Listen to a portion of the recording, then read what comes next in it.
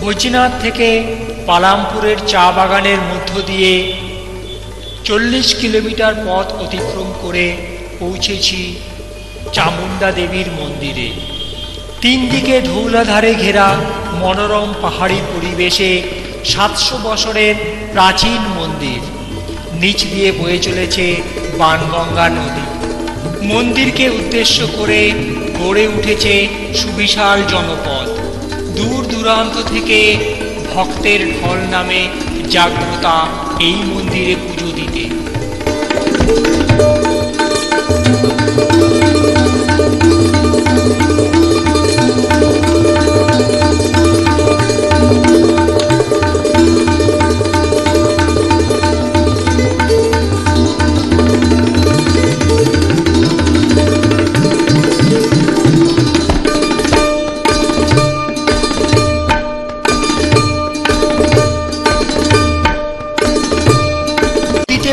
স্নান সেরে জাগ্রতা এই দেবীর উদ্দেশ্যে পুণ্যার্থীরা এখানে পূজা অর্পণ করেন।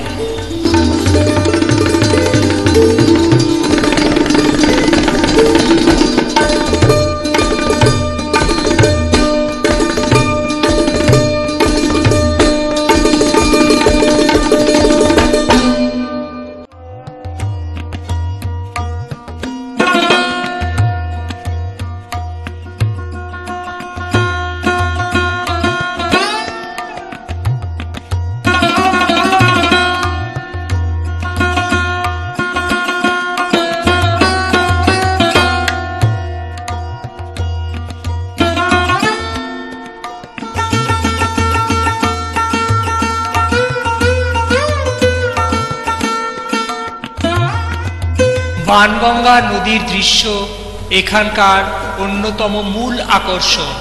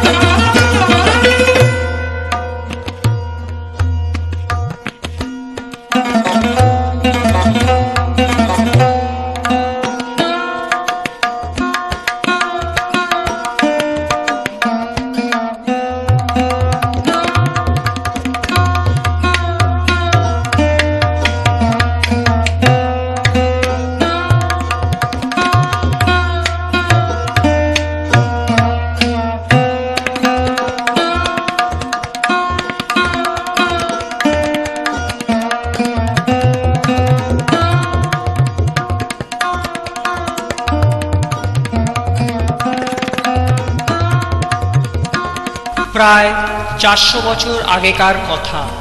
তদানীন্তন রাজা এবং তার পুরোহিত ব্রাহ্মণ দেবীর কাছে প্রার্থনা করলেন যে তারা দেবীর মন্দিরকে একটা সহজগম্য জায়গায় স্থানান্তরিত করতে চান। দেবী পুরোহিতকে স্বপ্নে তার সম্মতি জানান। দেবী একটা জায়গার কথাও জানালেন যেখানে মাটি খুঁড়লে একটা পুরনো মূর্তি পাওয়া যাবে এবং ওই মূর্তিকে প্রতিষ্ঠা করে পুজো করবারও নির্দেশ দেন। রাজা মূর্তি খুঁড়বার জন্য লোক নিযুক্ত করলেন। রাজার লোকেরা মূর্তিটিকে দেখতে পেলেন, কিন্তু মূর্তিটি তুলতে অসমর্থ হলেন, কারণ তারা এই মূর্তিটিকে সাধারণ পাথর হিসাবে কল্পনা করেছিল। দেবী পুরোহিতকে আবার স্বপ্নে আদেশ দেন যে ওই পবিত্র মূর্তিটি যেন স্নান করে শুদ্ধ বসন পরে ভক্তি ভরে উত্থিত করে। পরদিন ওই রূপে সহজেই মূর্তিটি তোলা হলো। এইটি হলো দেবীর মাহাত্ম্য। প্রতিষ্ঠিত হলো ওই মূর্তি এই মন্দিরে।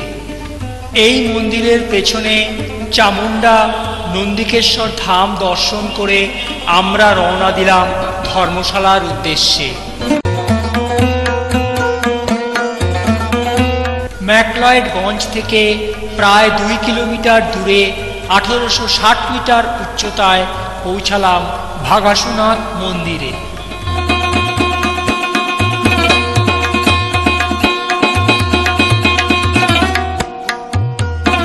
ধৌলাধারের পাদদেশে দাপর যুগের দৈত্যরাজ ভাগাসুর প্রতিষ্ঠিত করেছিল এই ভাগাসুনাথ শিব মন্দির। বিপরীত দিকে আছে মনোরম পরিবেশে গরম জলের প্রস্রবণ ও জলপ্রপাত।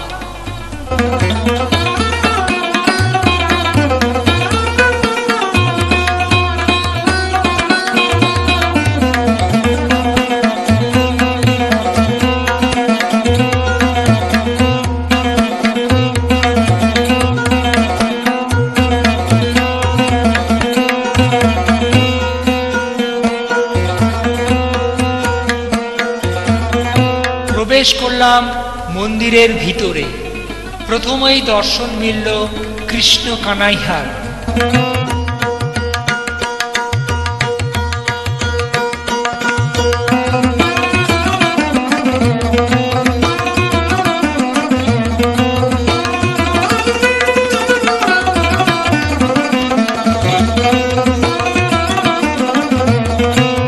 এখন আমরা ভাগাসুনাথ শিব মন্দির গর্ভে।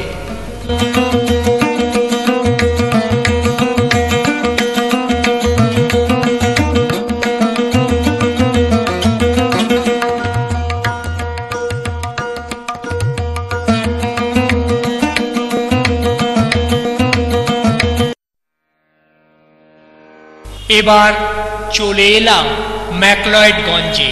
প্রথমেই ঢুকে পড়লাম এক সুসজ্জিত বৌদ্ধ মনাস্ট্রির ভিতরে।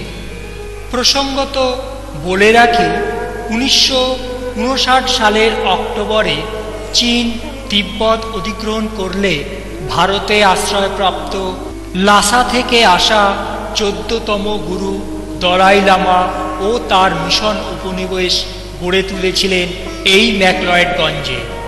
তাই দেখা যায় বাড়িঘরে রং বেরঙের তিব্বতীয় প্রেয়ার ফ্ল্যাগ।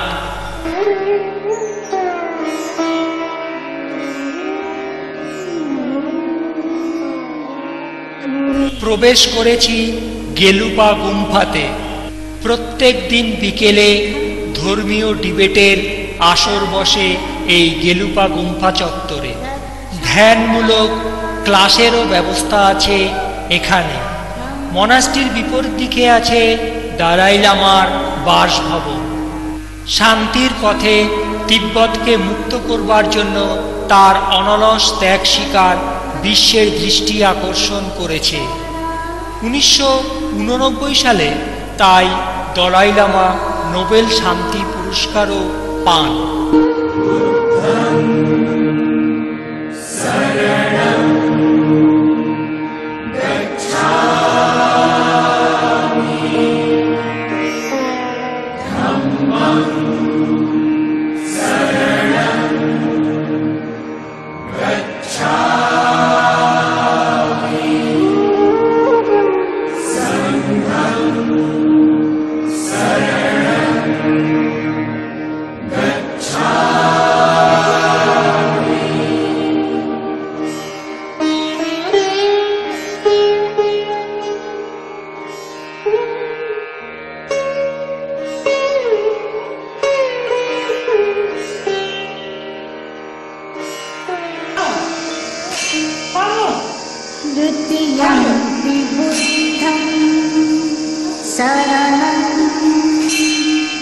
মনি লাখান অর্থাৎ প্রেয়ার হুইল ঘুরিয়ে সকলেই পুণ্য অর্জন করেন এখানে।